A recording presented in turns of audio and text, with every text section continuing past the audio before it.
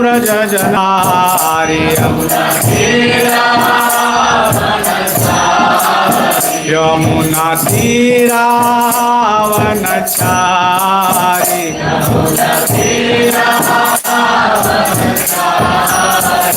जय राधा माधवा जय कुंज बिहारी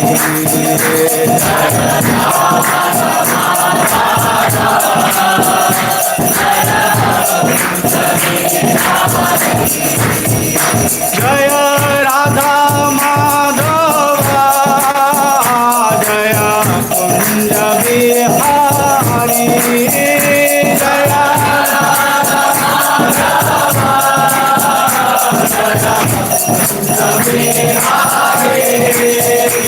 हरे कृष्णा कृष्णा हरे हरे हरे राम राम राम हरे हरे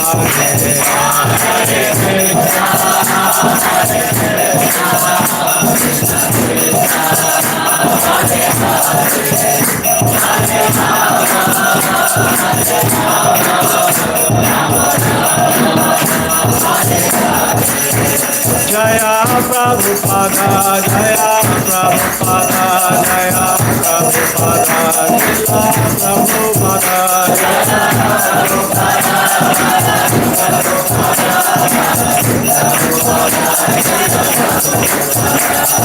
हरे कृष्णा कृष्णा कृष्णा हरे हरे हरे राम राम राम हरे हरे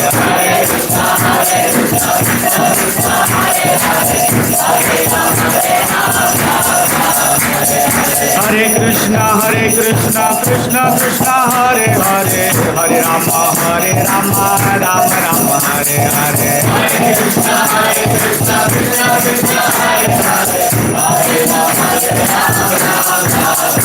हरे कृष्णा कृष्णा कृष्णा हरे कृष्णा हरे हरे हरे राम राम राम हरे हरे हरे कृष्णा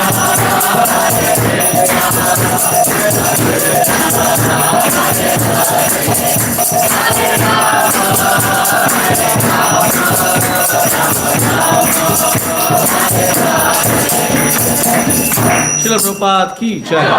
अनंत कोटि वैष्णव वृंद की जय। हरे कृष्ण कृष्ण कृष्ण हरे हरे हरे राम राम राम हरे हरे हरि नाम महामंत्र की जय। वांछा कल्पतरुभ्यश्च कृपा सिन्धुभ्येव च पतितानां पावनेभ्यो वैष्णवेभ्यो नमो नमः। ओके। ओम नमो भगवते वासुदेवाय। ओम नमो भगवते वासुदेवाय।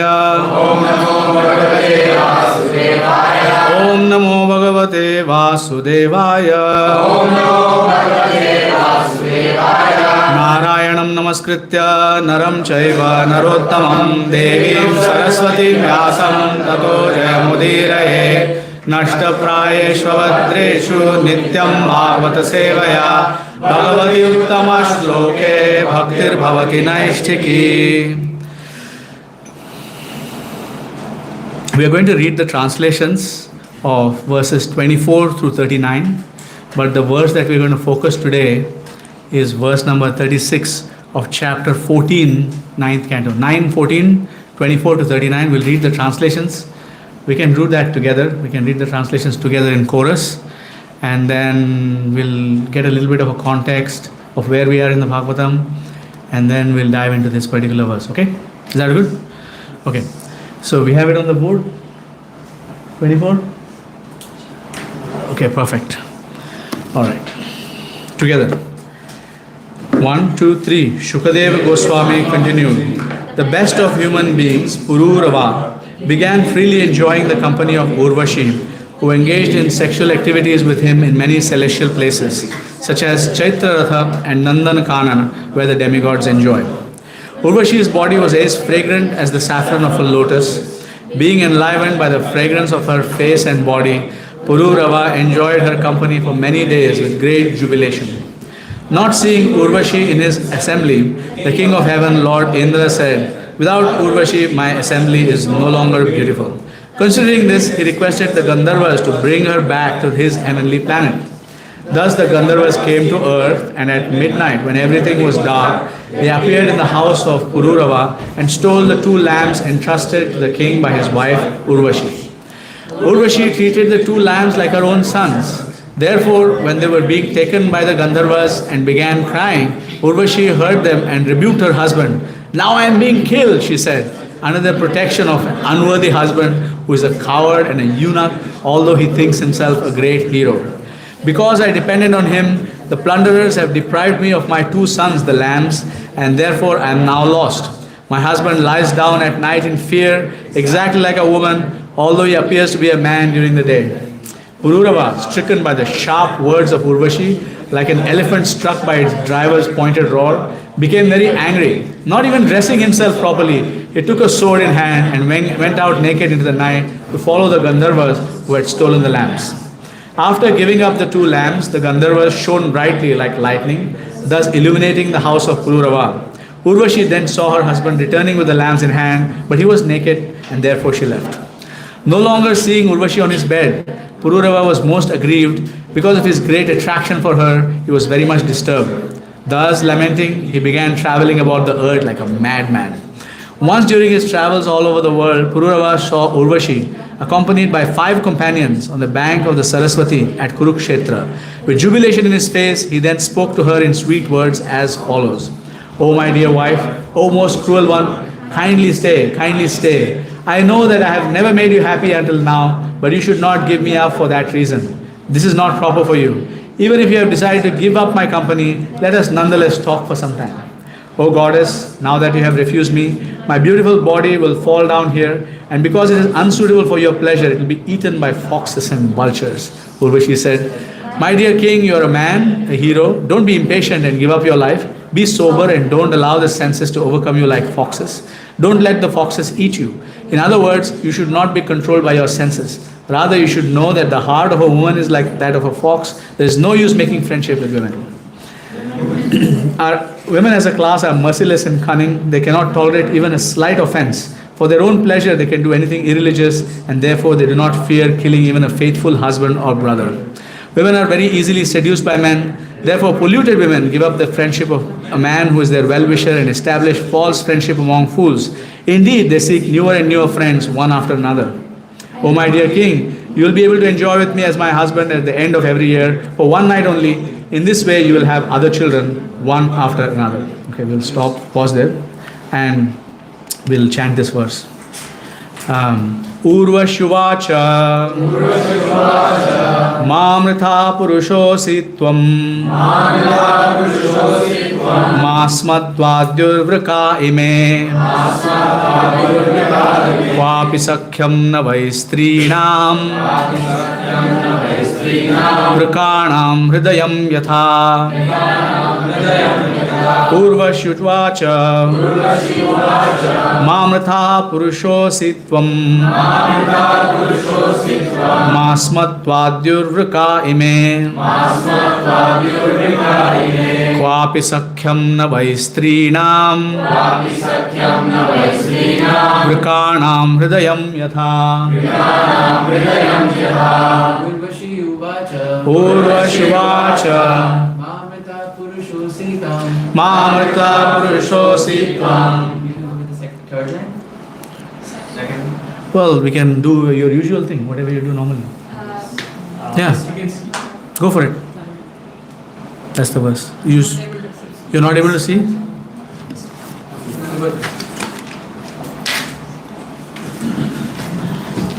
The second line.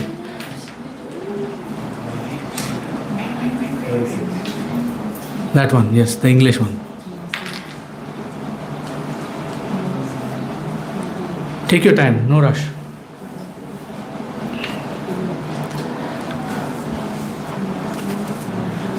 Don't be shy.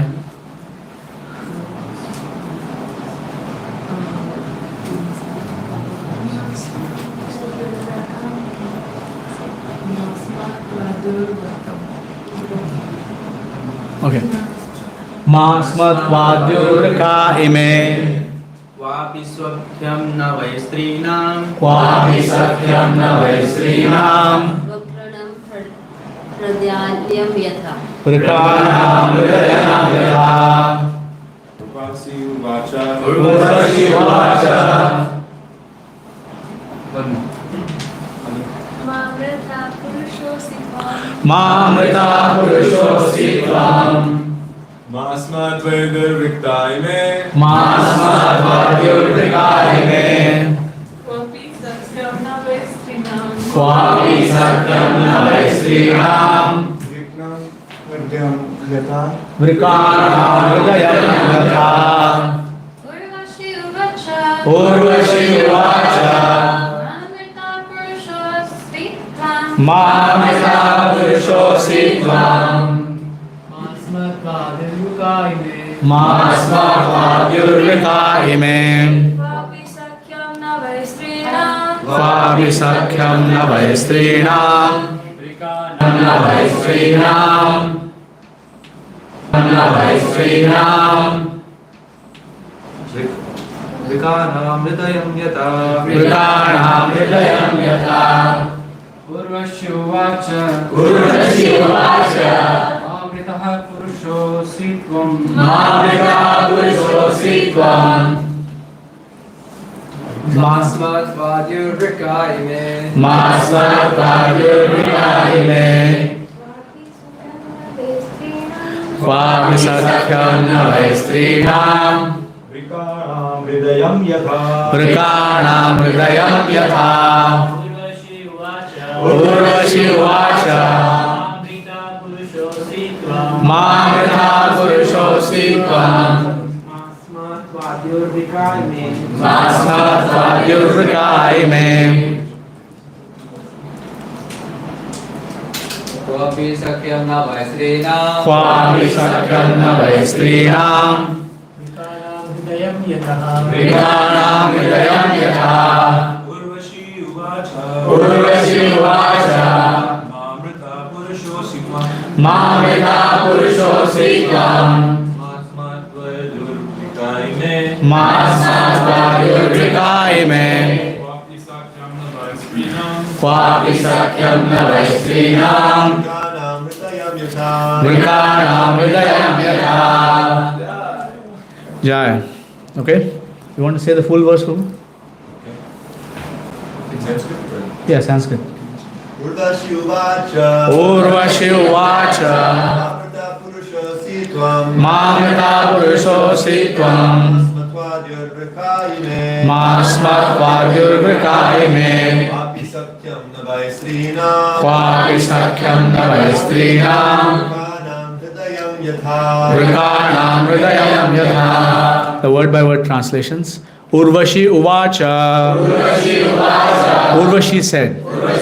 Ma, do not. Mritha, give up your life.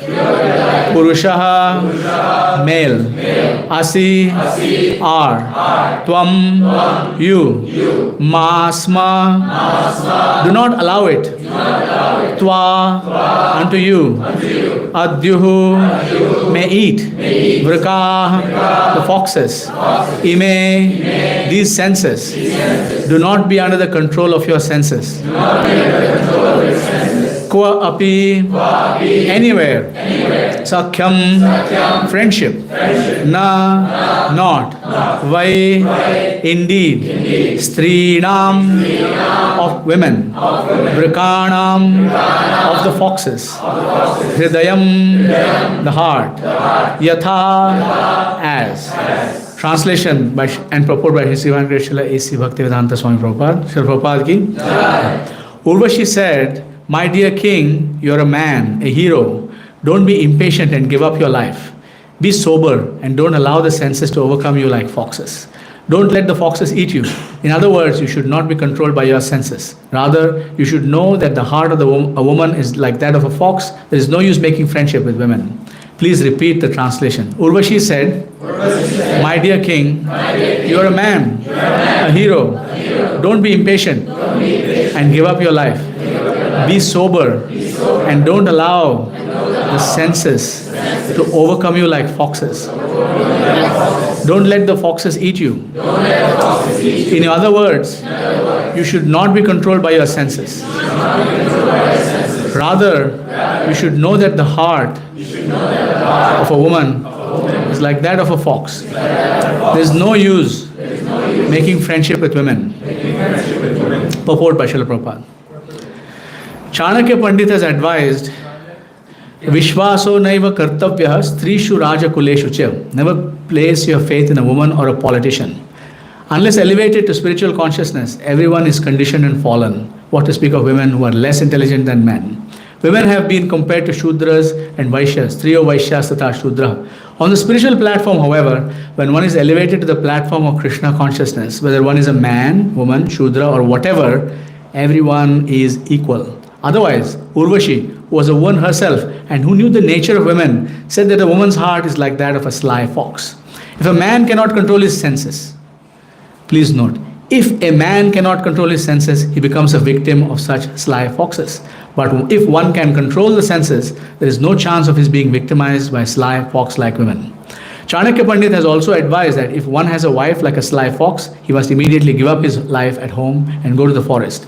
Mata yasya grihe nasti bharya cha priyavadini aranyam tena gantavyam yatharanyam datha graham. Chanakya Shloka 57. Krishna conscious grihasthas must be very careful of the sly fox woman. If a wife at home is obedient and follows her husband in Krishna consciousness, the home is welcome. Otherwise, one should give up one's home and go to the forest. Hitvatma patam grihamandha kupam vanam gato yadharimashrayeta. Bhagavatam 755. One should go to the forest and take shelter of the lotus feet of Hari, the Supreme Personality of Godhead. Om Adhyanatimirandhasya Dhyananjana Shalakaya Chakshurunmilitam Mena Tasmai Shri Gurave Namaha. I was born in the darkness of ignorance. My spiritual master opened my eyes with the torchlight of knowledge. I offer my respectful obeisances at the lotus feet of my spiritual master. Vandeham Shri Guru Shri Yutapadakammalam Shri Gurun Vaishnavamscha Shri Rupam Sagrajatam Sahana Raghunathanvitam Tam Sajivam Sadvaitam Savadhutam Parijana Sahitam Krishna Chaitanya Devam Shri Radha Krishna Bada Sahagana Lalita Shri Vishakhanvitamscha. He Krishna Karuna Sindho Deenabandho Jagatpate Gopesha Gopika Kanta Radha Kanta Namostute Tapta Kanchana Gaurangi Radhe Vrindavaneshwari Vrishabhanu Sute Devi Pranamami Hari Priye Vancha Kalpatarubhyascha Kripa Sindhubhyevacha Patitanam Pavanebhyo Vaishnavebhyo Namo Namah. Jaya Shri Krishna Chaitanya Prabhu Nityananda Shri Advaita Gadadhara Shrivasadi Gaura Bhakta Vrinda. Hare Krishna Krishna Krishna Hare Hare Hare Rama Rama Rama Hare Hare. Okay, so we are in a very sensitive and delicate part of the Srimad Bhagavatam, rife for the production of tremendous misunderstandings and all sorts of interesting, unnecessary conversations, etc. But this is an important part of the Bhagavatam because it tells us something very important. It's very subtle. There are a lot of little subtle things here, okay? So first of all, let's look at the context. What's happening here? At the beginning of this chapter, Soma, the moon god, who is an ancestor of Sri Krishna himself, mind you, has become so captivated by the wife of Brihaspati, the guru of the demigods, that he stole her. He kidnapped her forcibly, took her away, and did all sorts of things with her. And there was a war between the demigods, between Soma and, Brihaspati was their guru. So the demigods were like, what are you doing here? Return his wife right away. And as it happens in modern political life also, the enemy of the enemy becomes your friend. So the demons got involved. Shukracharya, the acharya of the demons, got involved in this whole thing. And he said that the demon should support Soma. So he wanted to create a split between the demigods, right? And then there was a war, and this was, going to great lengths. When finally the demigods approached Lord Brahma and said, "This is the nonsense that's going on here, and please can you intervene?" He went to a higher authority, and Brahma came there. He yelled at Soma and took away Tara, the wife of Brihaspati, and brought her back to her husband Brihaspati, and there was peace again, right? Everything was fine. But at that moment, Brihaspati realized that she was pregnant. So now he wanted to know whose child she's carrying. So she was shy because crazy things had happened, and she didn't want to openly say that. And then she did not say anything, and the child was born, and the child was very effulgent like the moon, but she didn't disclose whose child it was. Then Brahma took her to the side, grandfatherly personality, says, "Whose child is this, my girl?" And then she said, "Actually, it's the moon god's son, Soma's son." So then Soma took over that child, and that child then became a very handsome young man and married, had another child by another Apsara named Ila, and then that son was Pururava. Okay? So now we have to observe that the actions, the consciousness of a child, first of all, is determined by the consciousness of the parents. The consciousness of Soma was not very clean at the time of conception of the father of Pururava. So this continued. And so therefore Pururava was not sense controlled. Let's put it that way. Okay. So you have to note that such a thing happened in the Satya Yuga. This was the Satya Yuga. In the end of the chapter, when you look at the last few verses of the Satya Yuga, you will see the specific verse here. Verse text number 48, Prabhu, if you want to let everybody see it. In the Satya Yuga, in the first millennium, all the Vedic mantras were included in one mantra, the Pranava. There was only one mantra. Om. That's all you had to chant. Right? All the other mantras are not necessary. The root of all Vedic mantras. In other words, the Atharva Veda alone was the source of all Vedic knowledge. The Supreme Personality of Godhead, Narayan, was the only worshipable deity. There was no recommendation of worship of the demigods. Fire was one only, and the only order of the life in the human society was known as Hamsa. In other words, there was no distinction. Brahmana, Kshatriya, Vaishya, Shudra was not there. Satya Yuga is supposed, we see that as a golden age. But even in the golden age, this happened. Why? Because ultimately this is the material world, not the spiritual world. Material world is Dukkhalayam Ashashvatam. Ashashvatam means temporary. Ashashvatam also means liar, being a liar. Shashvat means to be true, and Ashashvat means to be lying, to be dishonest. So this dishonesty exists in the Satya Yuga also. So we should not be enamored of the different ages, the Satya Yuga, the Treta Yuga, the Dwapar Yuga, etc. We should not be enamored of the different ages. We should be interested in not remaining in the material world and not letting anybody else remain in the material world either. That's the Chaitanya Mahaprabhu's mission. Take everybody back home. Right? Don't worry about yourself necessarily. So it's important to note that these things happen even, that a man steals somebody else's wife and crazy things happen, right? Like if this happened today in ISKCON, there would be a big controversy around that, right? It would be a big problem for us. It happens also, by the way. It's happened. I've noted some cases. But we have to understand that this is the nature of the material world. Nature of the material world is dirty. Things are very terrible, right? So now, when you look at this purport and the statements of Urvashi, there are two extremes of understanding that we can go to. Okay, we have to understand what those two extremes are so that we don't land up there ourselves. Okay, one extreme, there are certain people who want to paint Srila Prabhupada as a misogynist. You know what a misogynist is? One who hates women.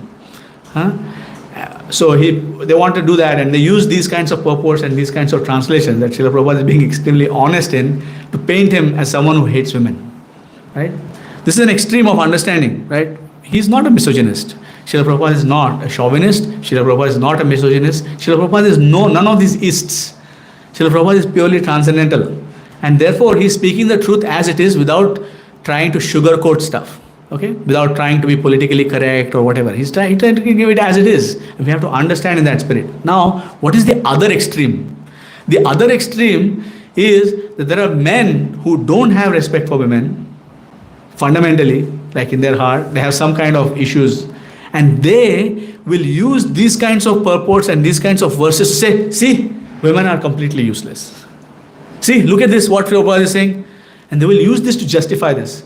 So in the International Society for Krishna Consciousness, we are a hospital who are trying to become transcendental. We are still on the material platform. You know, we still have male conditioning, female conditioning, different kinds of conditioning, Indian, Western, whatever the conditioning might be.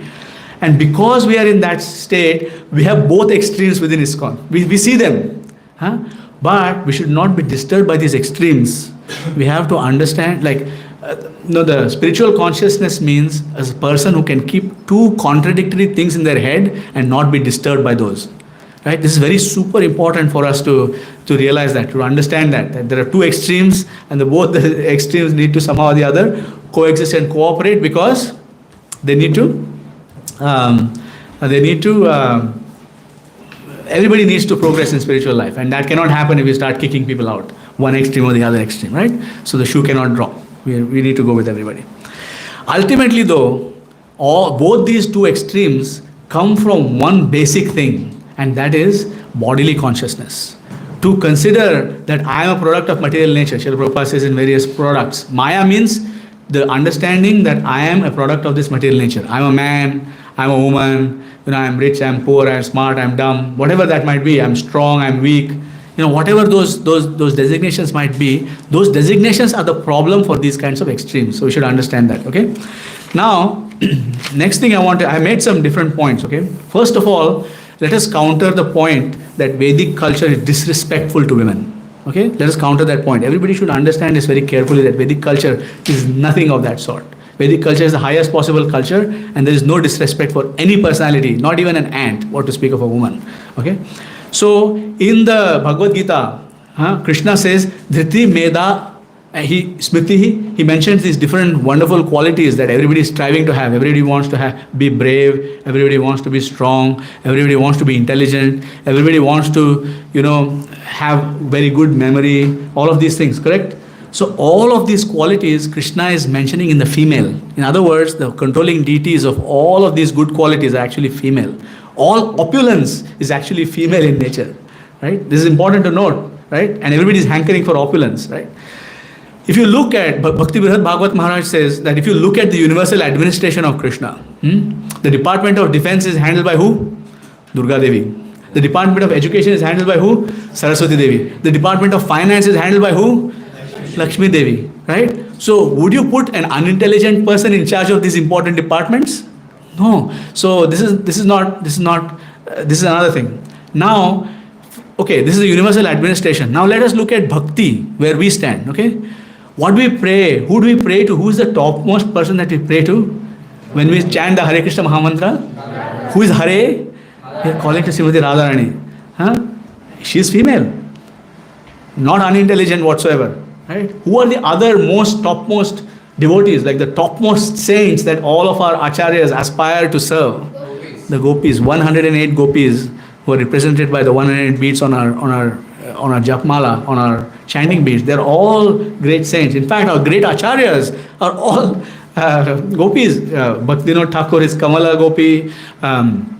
Srila Bhakti Siddhanta Saraswati Thakur is a Manjari. Rupa Goswami is Rupa Manjari. Jiva Goswami signs off some of his words as Jivaka.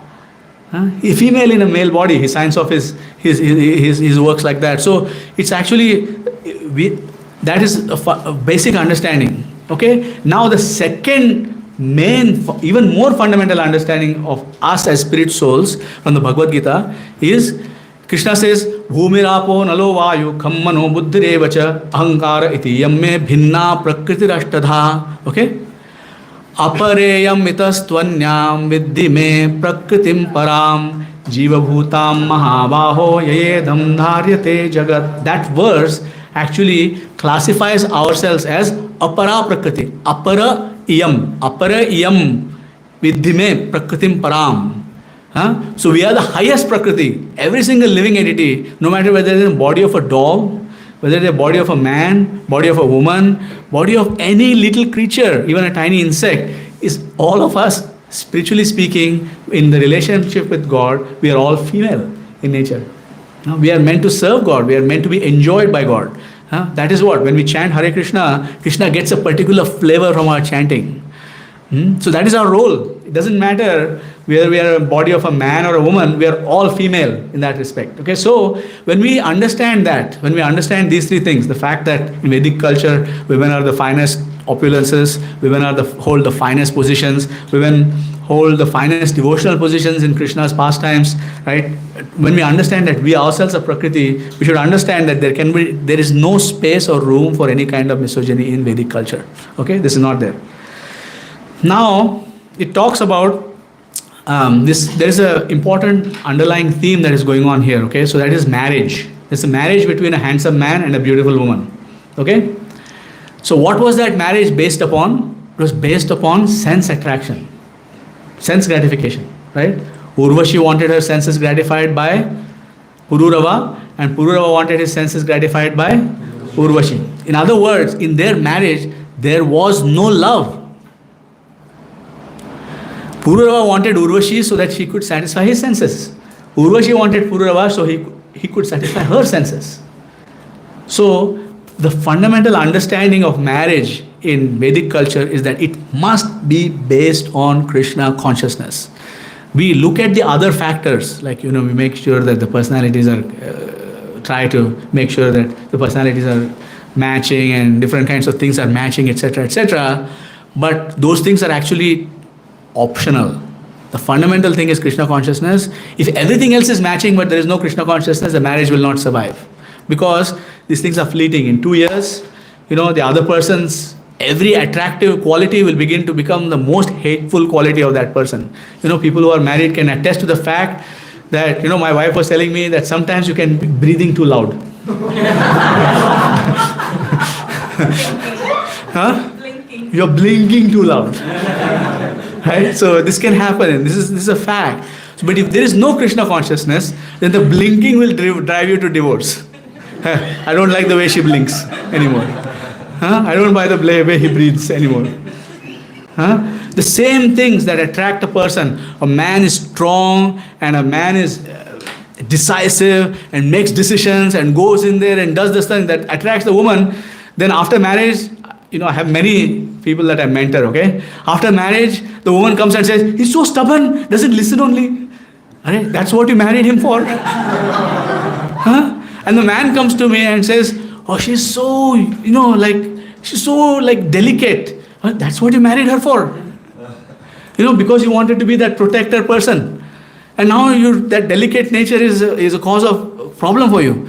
But all of these people that I mentor are Krishna conscious people, so they overcome all of these things, right? But the fact is that even if originally the marriage was not based on Krishna consciousness, you have to reset, and your center point has to be Krishna consciousness. Otherwise, no relationship is going to survive, whether it's marriage or brother, sister, doesn't matter what it is.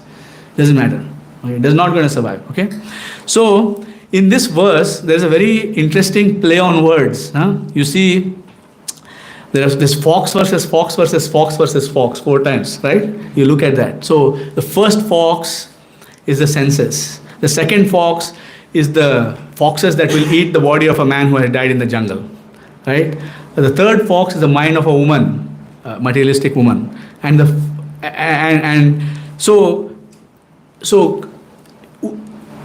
another important thing, and I don't know if you have seen the irony in this verse, is that a person who is supposed to be unintelligent is the person giving wisdom to Pururava.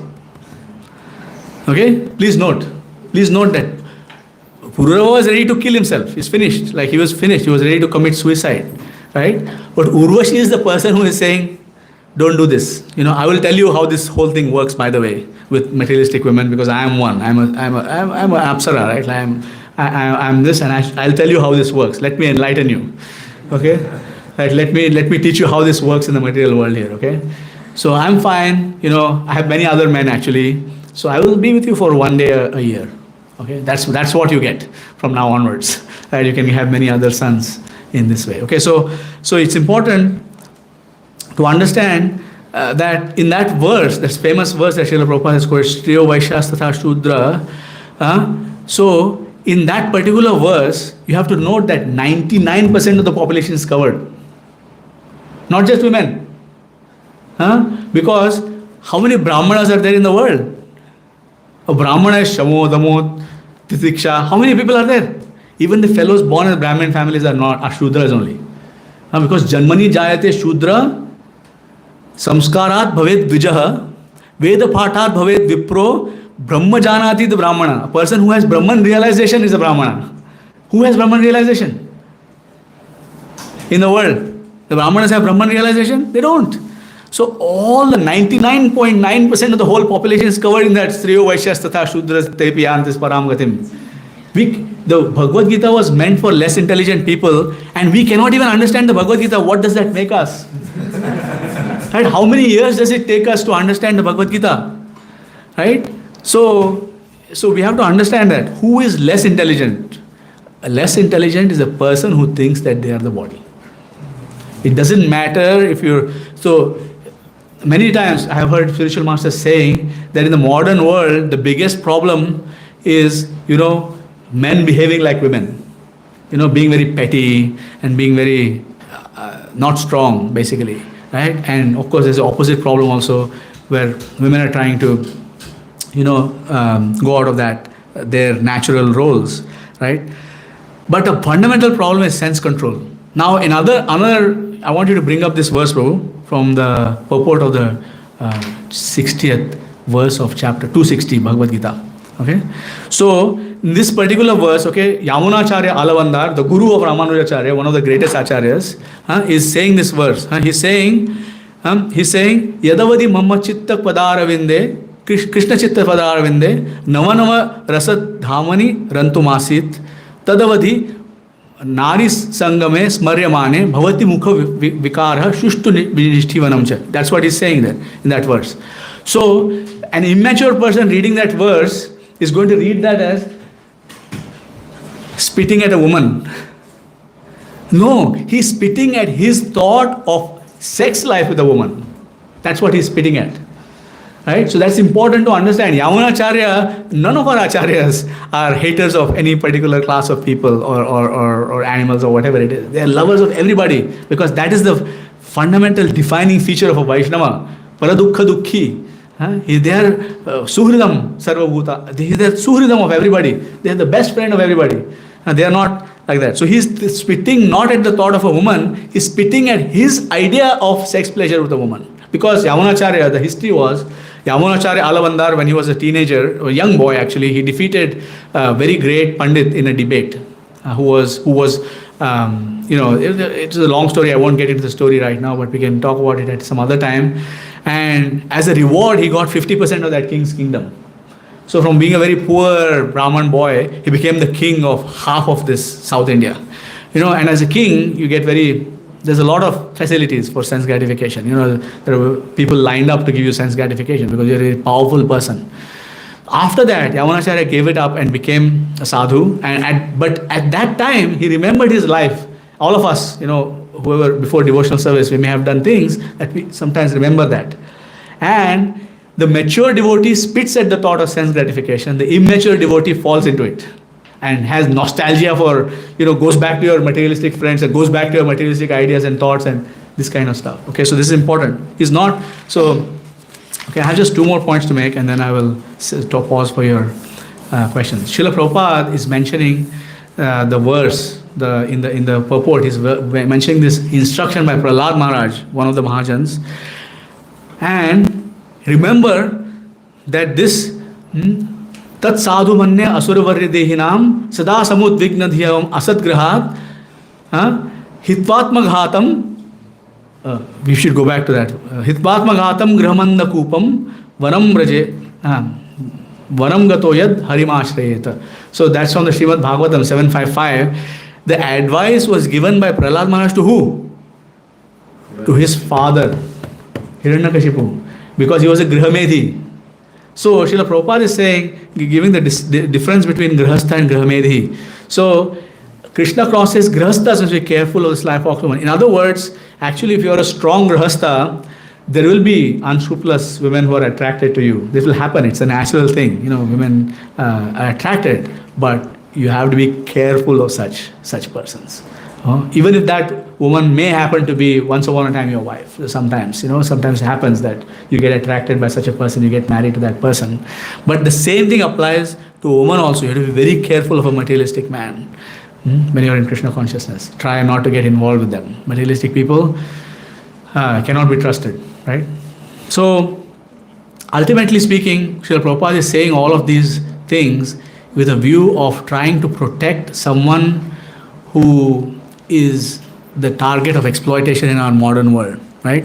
So relationships happen in the modern world.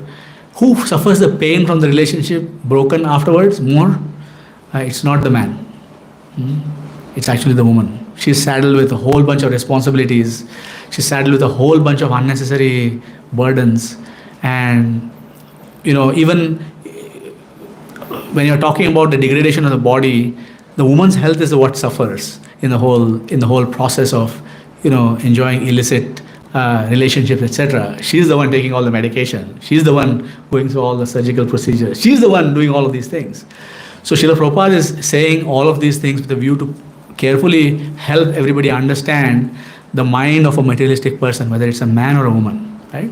So, okay, so I will stop there and just do a quick recap. Okay, so in this verse we covered 10 points. Okay, in this whole thing. Okay, first of all, we looked at the two extremes of understanding. Where somebody tries to prove Srila Prabhupada is a misogynist, somebody else tried to prove, using Srila Prabhupada's statements, try to prove that women are inferior. But materially infected people, whether man or woman, is the same. And spiritually advanced person, man or woman, again same, equal, right? Still, we have to be careful, right? Which I mentioned in the last point.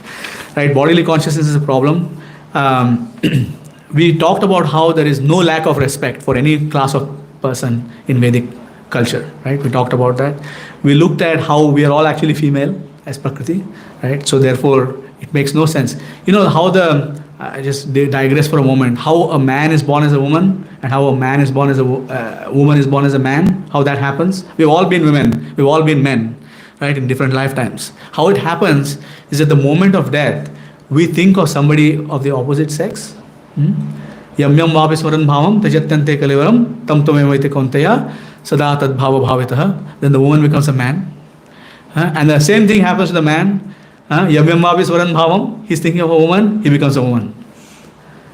So man becomes a woman becomes a man. Man becomes a woman becomes a man. And this continues ad nauseam, continuously. So we have all had a chance to experience both sides of the equation.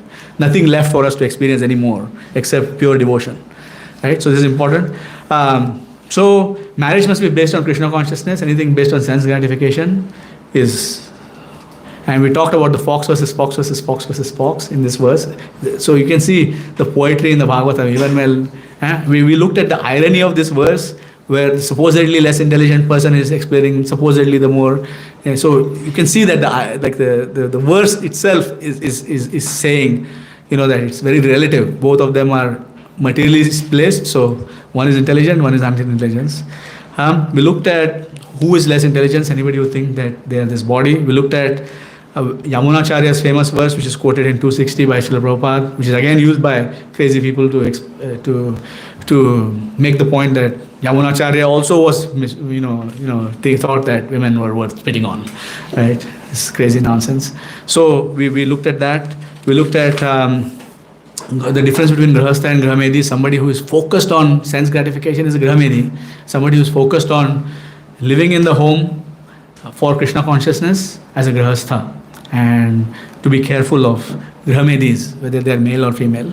Right? And then we looked at why Srila Prabhupada is mentioning these words, because it's very easy for a man to manipulate a woman. Anybody who gives a woman some attention, the woman gets attracted to that person because she's looking for validation. That's her conditioning, right? And the man knows how to, there are whole courses out there on how to exploit women. You can pay, men can pay money and go and learn how to do this, and then they go and practice in the bars. It happens regularly. And meanwhile, the woman thinks, oh, she's giving me so much attention. Vimali has just taken a course to do that, right? To make that happen. Now, when I was a new fresh engineer in Germany, my colleagues, German colleagues, would go hunting on Friday nights and Saturday nights, and then they would come and brag about their exploits. There was a 35-year-old man who would talk about their experience with a 16-year-old girl. I'm like, this is perverted. Like, what are you people doing? But this is what they are taught in Western culture, and we are all unfortunately being impacted by that culture, not seeing women in the right mode of respect. It's very important. Okay, so I'll stop there. Questions, comments, concerns, thoughts. It's a sensitive topic. I really like what you said, that being spiritually advanced is to see two contradictory things without getting disturbed. My spiritual master told me that when I was, like I still ask him a lot of questions, and he constantly tells me that MAHABHAGWAT, a Brahmana is a person who can hold two contradictory viewpoints in their mind and remain undisturbed. So you go to 60 in Nazarian's quote. So he expressed his desire for sex desire. But Lord Krishna says, Dharma and But because Yamunacharya's previous lifetime in the palace with a harem full of girls was not dharma aviruddha, it was dharma viruddha. Huh? So therefore, he was not spitting at his chaste desire to have a Krishna conscious child, for example. He's spitting at his desire to enjoy a woman's body. Make sense? So, Hare Krishna. Thank you very, very much for the balanced approach on the sensitive subject. I'm wondering what you would suggest men can do in the society of devotees to help and counteract unhealthy views and attitudes and behaviors. I think first of all we have to work on kicking those out of our own hearts. It takes a long time, to do that. It takes a long time. So once upon a time, many years ago in ISKCON's history, Tamal Krishna Maharaj was in charge of a particular ashram, and he saw that the others saw that there was some improper mixing between the brahmacharis and the brahmacharinis happening in the ashram. And one person suggested that they should separate the ashrams, like have separate buildings or take them far apart. And then Tamal Krishna Maharaj said an interesting thing. He said, "Oh please, who will the brahmacharis perform for?" In other words, like the flamboyance, like the desire to be funny, the desire to be, the center of attraction. My Guru Mata says this often, is actually a hidden sex desire. This desire to stand out and be, whether it's a man or a woman, it's that. So it's a great exercise for ourselves to not kind of put ourselves in that position where we are unnecessarily hogging the limelight, right? Where some of us have that tendency, and we should really watch and guard for that tendency and say, this is my sex desire speaking right now. And that's one important thing, because all the other things like the extreme reaction to men or women or whatever that might be, comes from frustration of that sex desire. So because I might be in a situation where I'm already married or whatever, but I have all this sex desire, and then I cannot express it, I'm encouraging it by being flamboyant and by being the center of attention and things like that, but I cannot fulfill it. So therefore, I react to it with, another folk story, the grapes are sour story. Right? So all of these are unhealthy manifestations that come out from repressed or suppressed sex desire. Instead of which, Srila Prabhupada says that we should learn to sublimate that sex desire in Krishna consciousness. Right? Like work, put that energy into Krishna, deeply into Krishna, and not have any energy left over. Another devotee asked me, how do we control these kinds of urges, etc. And I had asked that question before, and the answer that I was given is, you have excess energy, which is why you're feeling all of these things. So in other words, you're accumulating too much, you're eating too much, you're collecting too much, you're you're essentially sleeping too much, like all of these different kinds of things. So if you have all of this excess energy, either you reduce your intake or you increase your output, right? So you should not have any energy left over by the end of the day, because that causes problems. It grows on us. Srila Prabhupada mentions in different ways that just as giving milk to a payapanam bhujanganam kevalam vishavardhanam, Srila Prabhupada says that you give milk to a serpent, his poison increases. So if my hearts are full of crazy desires and I give milk to those desires, basically that poison increases. So watch out, what is it that I'm feeding, that sort of stuff. But ultimately, I think each of us can only really work on ourselves. And if we can work on ourselves, then somebody else might be inspired to emulate us. Like I can't go out there and change the whole of ISKCON and saying, you, don't do this kind of stuff. It doesn't work because it's a multi-authority society. There are very respected individuals who have certain viewpoints. And they might be on the transcendental platform, but their followers may not be. So there are many spiritual masters who have specific viewpoints. They are on the transcendental platform and they are doing this in the way that Srila Prabhupada is doing it, but their immature followers may not be in the same. But we cannot change that overnight. Like we can just cultivate those kinds. Because if we drive that wedge too hard, if we go the other extreme, for example, then there might be split, and then our cooperation to work with each other is lost. So we agree to disagree where we need to, and we continue working together to push forward Krishna consciousness, and ultimately all of us will be healed. That's the hope. Makes sense? Thank you. Is there anything else? Yes, Prabhu. I just had a question in my mind. You said that people suppress their sex desires. So as they are conditioned to have this sex desire, so we need to, if we don't suppress it, we are expressing it. If we are not expressing it, we are No. suppressing it. No, neither are we expressing it nor are we suppressing it. We are sublimating it. It's like I may have a lot of money, for example, and that money will become like a poison on my mind, like I'll become proud of my money or whatever. Or I can give it away to Krishna and remain unpoisoned by that money, right? Similarly, my knowledge, for example, like Srila Prabhupada says that if I acquire a lot of knowledge but I don't share it, then that knowledge becomes poisonous in my head. It becomes like a stagnant water. People who are constantly on the internet responding to controversies with very erudite, deeply thought out, but scathing, heavy remarks. It's because that knowledge is not properly sublimated. So if I have no knowledge, then let me go test it out and try to distribute 3 books today. Let me try to convince 3 people to take a book instead of going on the internet and fighting somebody. Right? So that's like, I have the knowledge, but I need to sublimate it in Krishna's service. Instead of otherwise it becomes poisonous.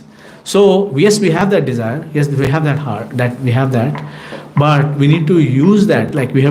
So that's why a spiritual master helps us with these kinds of things. And spiritual master is very careful to point out certain things. And that's the role of the guru actually. The guru is not to just flatter you and pat you on the back, but actually give you a kick on the butt sometimes.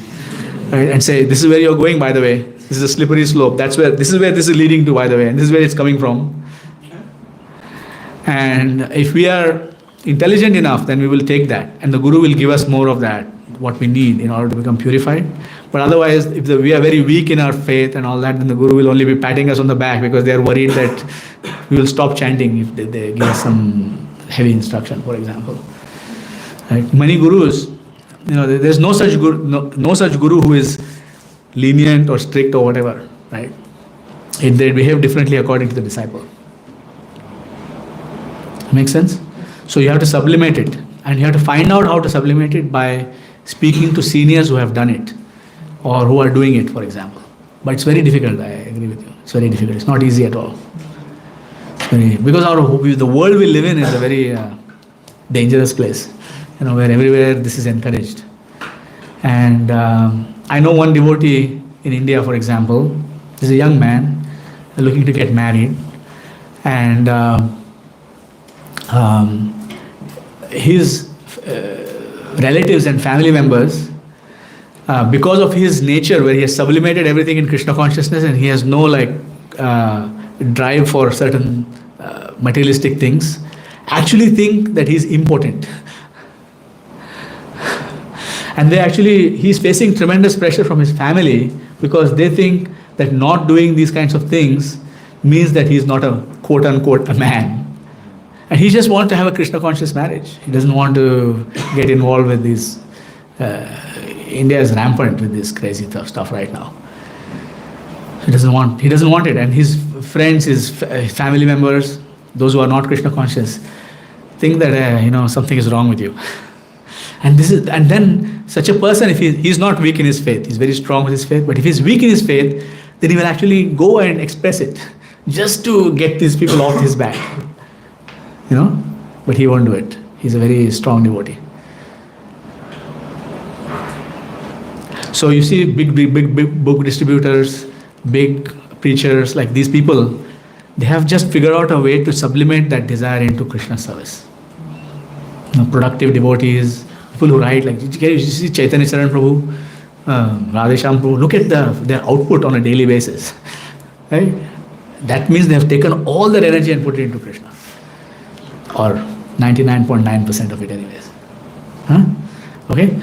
So it's time now, it's 8:35, but if anybody has anything else, especially... You have a question, Prabhu? Well, some of your main topics was about... Hey, good to see you, Vikram, after a long time. Hare Krishna. Some of your main topics was about male and female, right? Yeah. And male and female. And the soul or the living that lives in these bodies. Yes. Are they have any gender? Yes. The body has an agenda. No, talk about the soul. The soul doesn't have an agenda. The soul is under the control of forces that have an agenda. And gender or agenda? Gender. Okay. Sorry. Oh, got it. Okay. I misunderstood. Please, yes. And I want to know if the soul have that. That was in the personality. the soul identifies with it. Prakriti kriyamanani gunai karmani sarvasha ahankara vimudhatma karta hamati manyate. So all the activities that are happening around us are like the matrix, they're being conducted by the three modes of material nature. And somehow or the other, we attach ourselves to a particular set of modes of nature. So, but we can only unattach ourselves from those modes of material nature if we are attached to Krishna, who is the master of those three modes.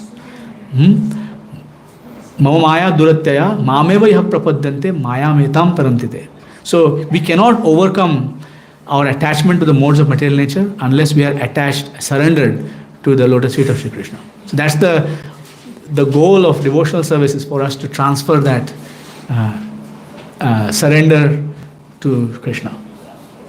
And that's the goal, Prabhu. Welcome back. So happy to see you. Hare Krishna. Anybody else? We can stop. Vancha kalpatarubhesya kripa sindhubhesya patitanam pavanebhyo vaishnavebhyo namo.